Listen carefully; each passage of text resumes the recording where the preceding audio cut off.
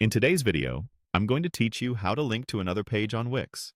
We'll work right inside the Wix website editor and turn a piece of text into a clean working link, while making sure you understand the link options so you can choose the right one every time.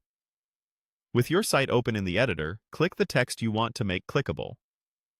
If you see a highlighted title or paragraph in your design, select that. When the text is selected, a small toolbar appears. Click the link option to open the link settings. If you notice it currently says None, that simply means there isn't a link applied yet. Open the Link to menu to see your choices. You'll find Web Address for external sites, Section or Anchor for jumping to a specific part of a page, Top bottom of page to quickly scroll to those positions, Document for linking to a file your visitors can open or download, Email to launch the visitor's email app with your address, Phone number to dial on mobile, Pop-up to trigger a site pop-up, and Page for linking to another page on your site. First, a quick look at Web Address.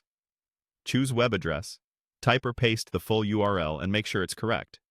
Then select How does it open, and choose either Current Window or New Window. External links often work best in a new window, so visitors keep your site open. Click Done to save. Now, let's link to another page on your site, which is usually the fastest and cleanest option for internal navigation. Change link to page. Click. Choose a page, browse the list of your site's pages, and select the one you want to send people to. Confirm your choice, then decide. How does it open? For on-site links, Current Window is typical, since it replaces the current page just like a normal menu click. Click Done, and your text now points to that page.